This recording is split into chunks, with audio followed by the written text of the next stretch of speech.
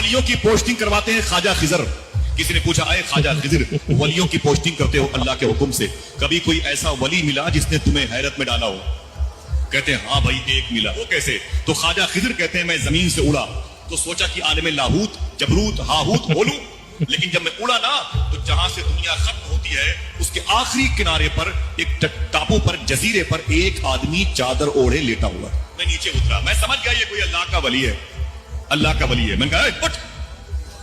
यहां कोई आम इंसान नहीं आ पाएगा, तू आ गया है तो सो रहा है, अल्लाह के वली हो, मेहनत करो मेहनत करो। ये क्या सोते हो यार, ये दुनिया सोने की। उठ। ख्वाजा खिजर कहते हैं अल्लाह की बारगाह से आवाज आई, ऐ खिजर संभल के संभल के संभल। मैंने कहा मेरे मौला ये कौन है? आवाज आई, सुन खिजर, तू जिससे मोहब्बत करता है वो मैं हूं और मैं जिससे मोहब्बत करता हूं ये वो है, इसका नाम शेख अब्दुल कादिर जिलानी है। क्या ही कहानियां बना देते भाई ये। हाँ, कि यहाँ ख्वाजा खिजर से मुराद गालिबन इनकी हजरत खजीर अलैहिस्सलाम है। और हजरत खजीर का जो है सूफियों ने एक सबसे बड़ा हथियार अपना इस्तेमाल किया हुआ है, दो दावे करके। एक ये कि हजरत खजीर नबी नहीं है, अल्लाह के वली है, और दूसरा उनके बारे में झूठा बेबुनियाद दावा ये कर दिया गया है कि हजरत खजीर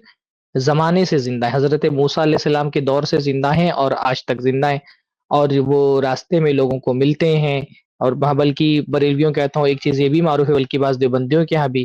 कि हजरत खजीर की पहचान ये है कि उनका जो अंगूठे है, अंगूठे में कहीं वो कहते हैं कि पता नहीं क्या हड्डी नहीं है।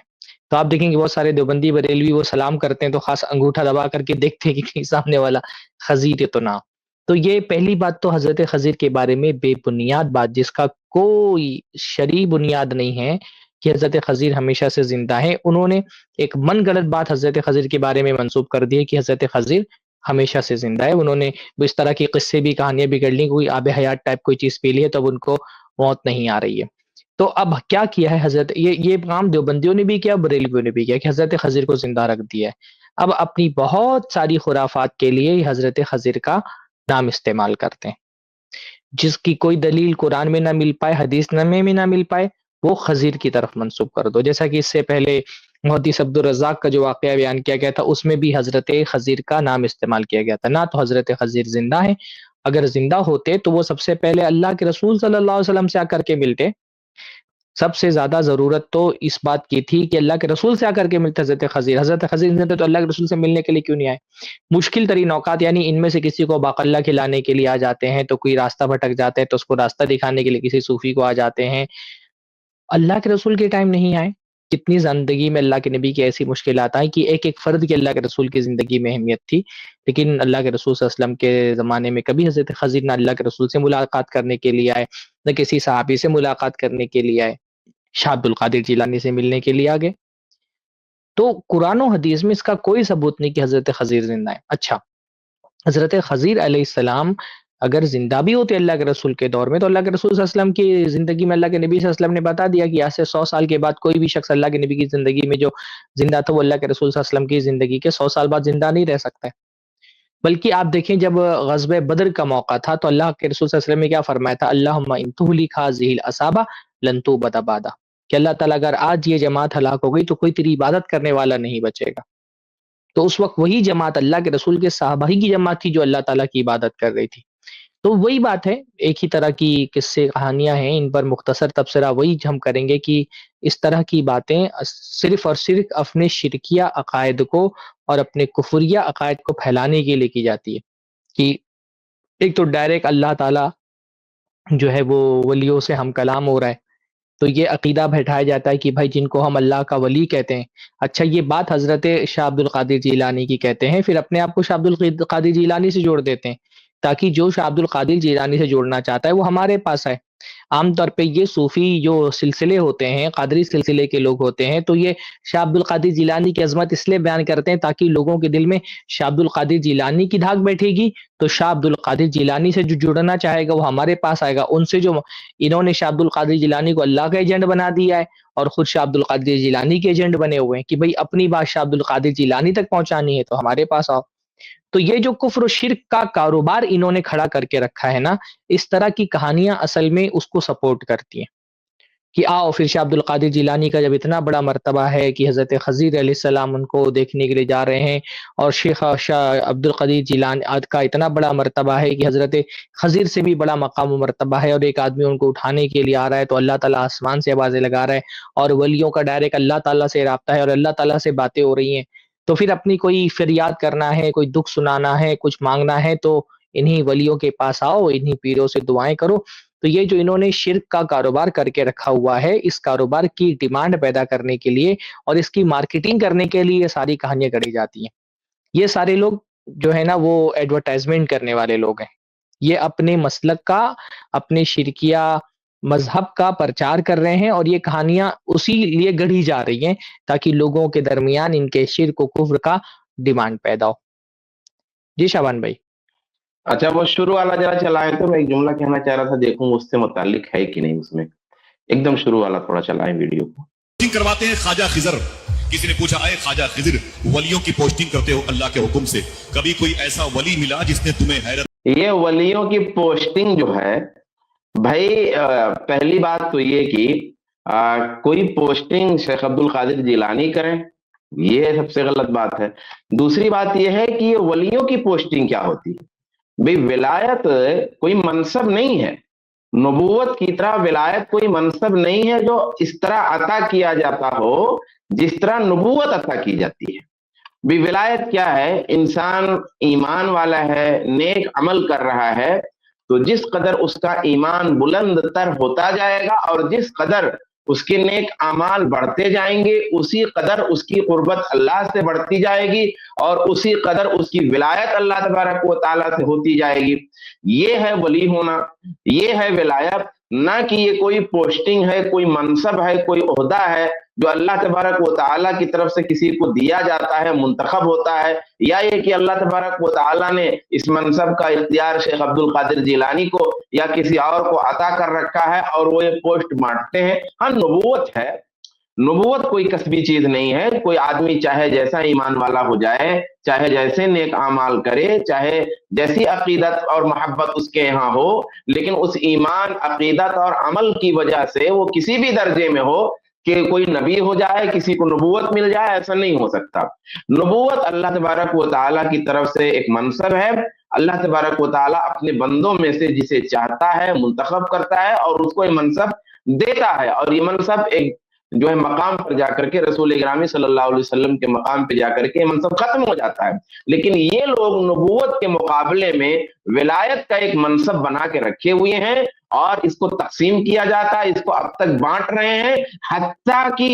کہ انہوں نے ایک بار میں نے اسی اسٹریم میں اس بات کو عرض کیا تھا کہ انہوں نے یہ بھی کہا کہ نبی کے اندر جو دو اوصاف ہوتے ہیں، ایک نبوت کی صفت ہوتی ہے، ایک ولایت کی صفت ہوتی ہے، تو نبی کے اندر بھی کوئی بھی نبی ہو اس کی جو ولایت کی صفت ہے وہ نبوت کی صفت سے اعلیٰ ہے۔ یہ صرف اس لیے ہے کہ یہ جو کاروبار انہوں نے ولایت اور ولی اور اولیاء کے نام پہ جاری رکھا ہے، اس کے لیے جواز بخش سکیں۔ ہم کو کہتے ہیں ولی کے منکر ہو، ہم کو کہتے ہیں ولایت کے منکر ہو۔ یقیناً جس ولی کو تم مانتے ہو اور جس ولایت کو تم مانتے ہو نبوت کے برابر یا نبوت کے مساوی یا نبوت کے پہلو بپہلو، ہم اس ولایت اور اس ولی کے منکر ہیں۔ ولی تو ہم یہ سمجھتے ہیں کہ بندہ ایمان والا ہو، بندہ نیک عمل والا ہو، جس درجے میں اس کا ایمان و عمل ہوگا اسی درجے میں اسے اللہ کی ولایت ملتی جائے گی، حاصل ہوتی جائے گی۔ رہا یہ کہ نبوت کے پہلو بپہلو ولایت کوئی منصب ہے، کوئی پراسرار چیز ہے،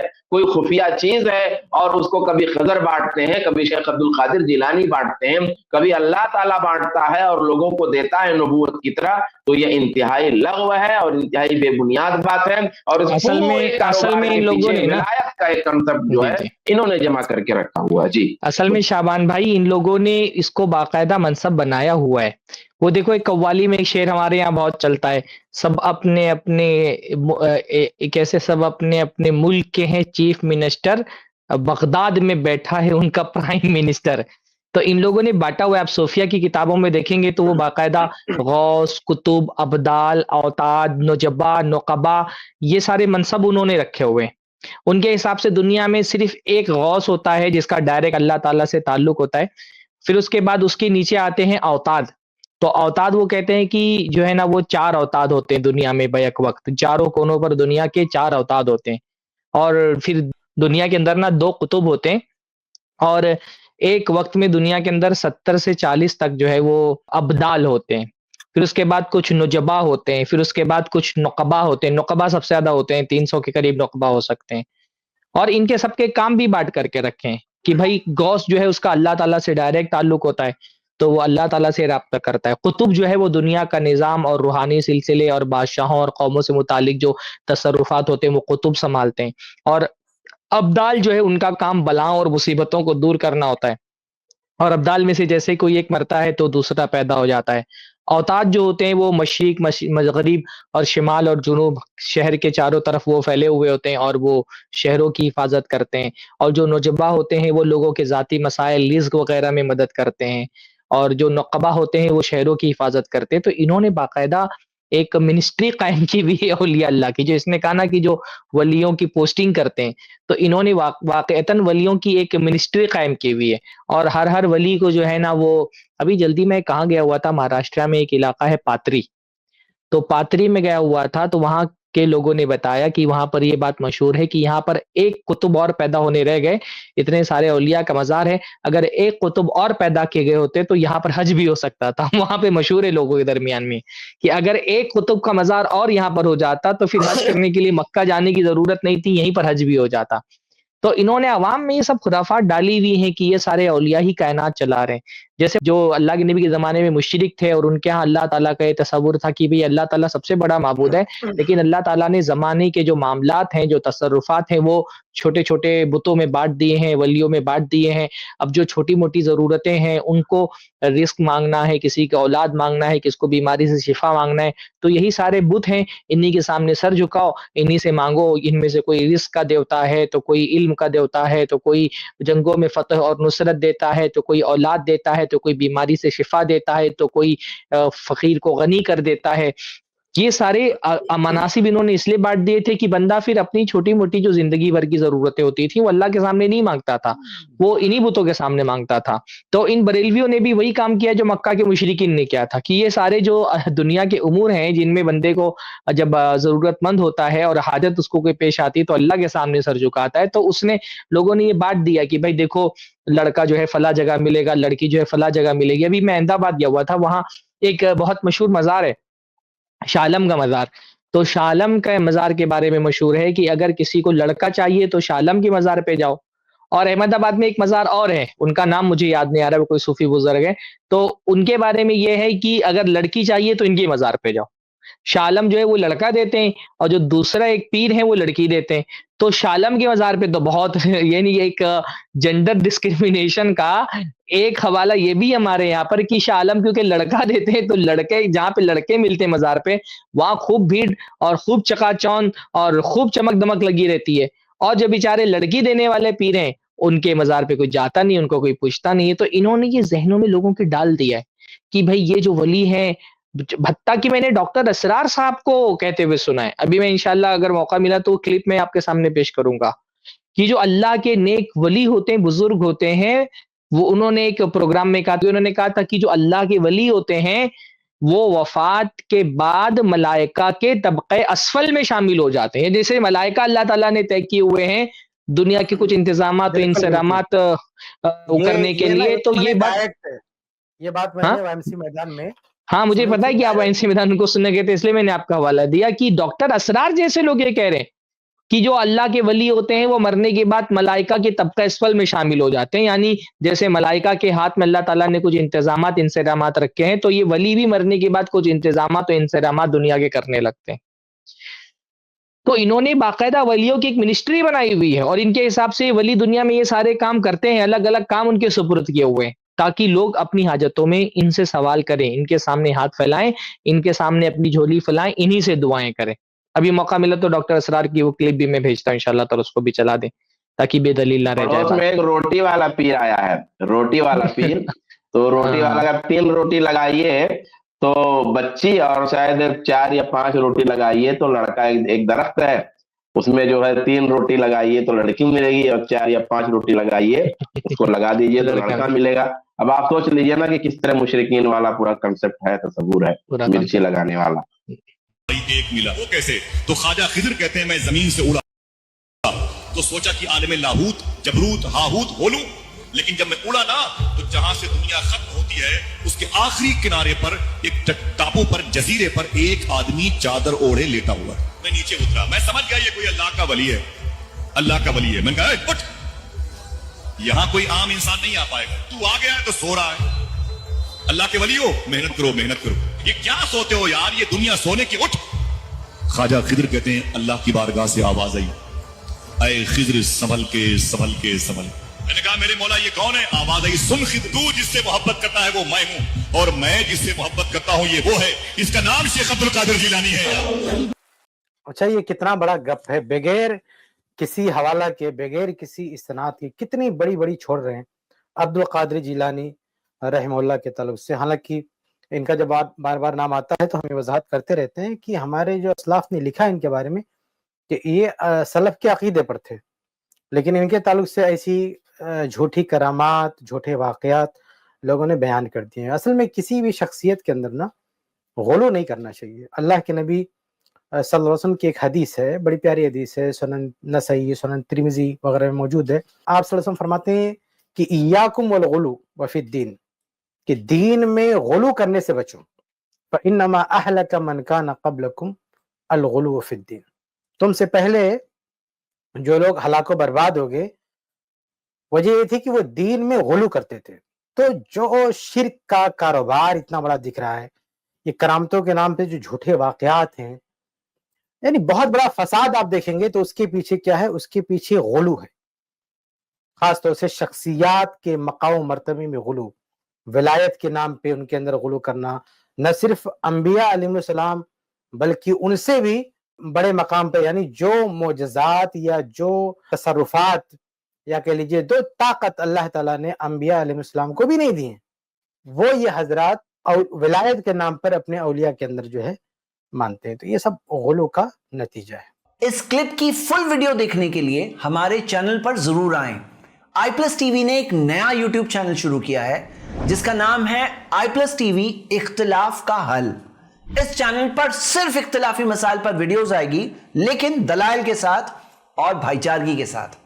آپ کو میں دعوت دیتا ہوں کہ آپ بھی ہمارے اس چینل کو سبسکرائب کریں, ہماری ویڈیوز کو شیئر کریں اور نوٹیفیکیشن آئیکن کو آل سلیکٹ کریں تاکہ آپ کو ہماری ویڈیوز کا نوٹیفیکیشن مل سکے. جزاک اللہ خیر, والسلام علیکم ورحمۃ اللہ.